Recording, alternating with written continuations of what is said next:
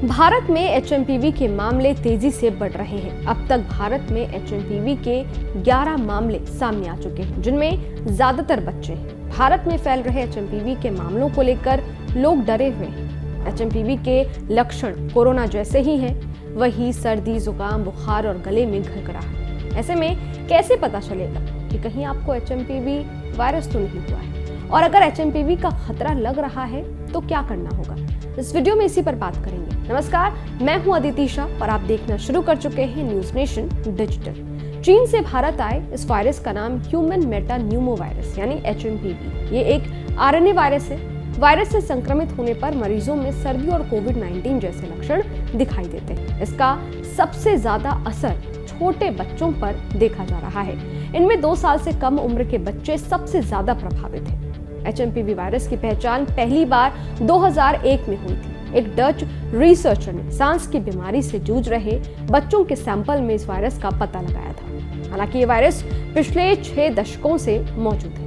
ये वायरस सभी तरह के मौसम में, वातावरण में मौजूद होता है, लेकिन इसके सबसे ज्यादा फैलने का खतरा सर्दियों में होता है। जैसे जैसे सर्दियां बढ़ती है, ये वायरस उस तरीके से बढ़ता रहता है। इस वायरस का संक्रमण काल 3 से 5 दिनों का होता है। ऐसे में चलिए आरएमएल हॉस्पिटल के असिस्टेंट प्रोफेसर से जानते हैं कि इस वायरस के लक्षण क्या हैं और ये वायरस है क्या। वो किस प्रकार से देश में हो रहे हैं और कितने मामले इसके अब तक सामने आए हैं? एचएमपीवी वायरस एक रेस्पिरेटरी इलनेस वायरस है बेसिकली, और ये न्यूमोवायरिडी फैमिली से ताल्लुक रखता है।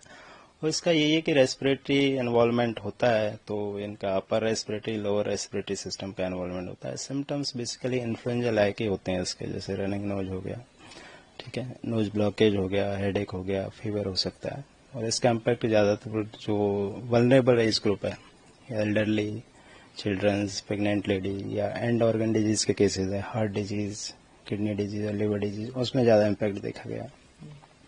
चिल्ड्रंस में इसका इम्पैक्ट जाता है कि चिल्ड्रंस में इम्यूनिटी इतने डेवलप नहीं होती है, तो जितने भी तीनों केसेज आए हैं हमारे इंडिया में वो सारे अभी less than 1 year age group के हैं, तो इसका इम्पैक्ट ज्यादा वो नहीं है। ब्रोंकोनिमोनिया के केसेस थे, दोनों की अच्छी रिकवरी हो गई, दोनों को डिस्चार्ज कर दिया गया। क्या इससे भी लॉकडाउन जैसी सिचुएशन क्रिएट हो सकती है अगर इसका आउटस्प्रेड होता है तो? अभी जो इम्पैक्ट देखा है चाइना में भी देखा गया है, तो ऐसा कुछ नहीं है। ये बहुत माइल्ड इलनेस है जो कॉमन कोल्ड की तरह ही होता है, तो लोगों को ज्यादा डरने की जरूरत नहीं है। बेसिकली छोटे बच्चों के अलावा और कौन कौन वल्नरेबल है इस बीमारी से? वल्नरेबल यही है कि मैंने आपको हाई रिस्क की एज ग्रुप बताए थे, जैसे कि एल्डरलीज हो सकते हैं, 60-65 एज ग्रुप के हो सकते हैं, प्रेग्नेंट लेडीज हो सकती हैं, या जिनको कोई एंड ऑर्गन डिजीज है, अस्थमा, सीओपीडी या हार्ट फेलियर के केसेज हैं, किडनी डिजीज के केसेज हैं, उसमें इनका ज्यादा इम्पैक्ट। प्रिकॉशंस क्या लिए जाए? प्रिकॉशंस यही है, रेस्पिरेटरी एटिकेट्स होने चाहिए, ओवर क्राउडेड प्लेस पे जाने से बचें, फ्रिक्वेंट अपने हैंड वॉश करते रहें साबुन पानी से, और अच्छी डाइट लें, हाइड्रेट रखें अपने आप को, बस यही है। So what is HMPV virus and how it's breaking in India? देखो, एचएमपीवी वायरस ये respiratory virus basically belongs to Pneumoviridae family, और इस comes in the picture is last 20 years. First time cases diagnosed in 2001, and this virus have impact on the children's less than 1 year age group and vulnerable age groups like more than 60 years age or end organ disease cases. Its basically symptoms belongs to influenza-like illness like running nose blockage, frontal headache, fever, and less than 10% cases involve the lower respiratory tract. तो bronchopneumonia may be the present. तो treatment is the symptomatic treatment. We offer the antipyretics, antihistaminics. In rarely cases, those who cases are the bronchopneumonia, they require antibiotics. Which age group is the most vulnerable in this disease? In the current scenario, there is age group less than 1 year of child are the more vulnerable. Just in case if the virus outbreaks, is there a need to impose a nationwide lockdown like the COVID-19? The trend we are seeing in the China, there is no need of any outbreak or no need to bury.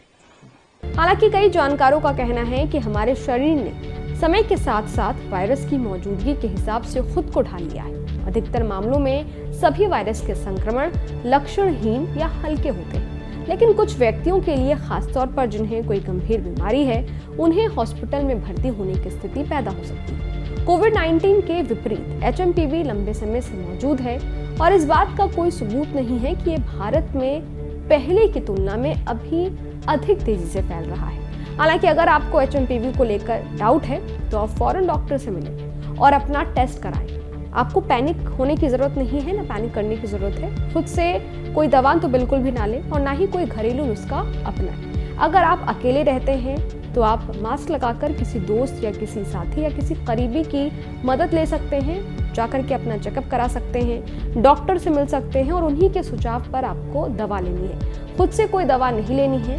सबसे ज़्यादा ज़रूरी है सावधानी बरतना।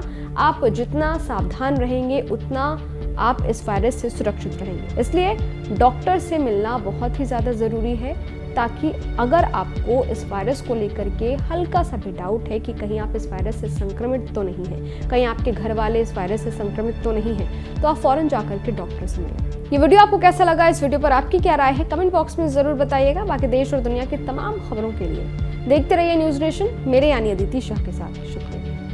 News nation अब WhatsApp पर खबरों की ताजा अपडेट के लिए न्यूज नेशन के इस QR कोड को स्कैन करें।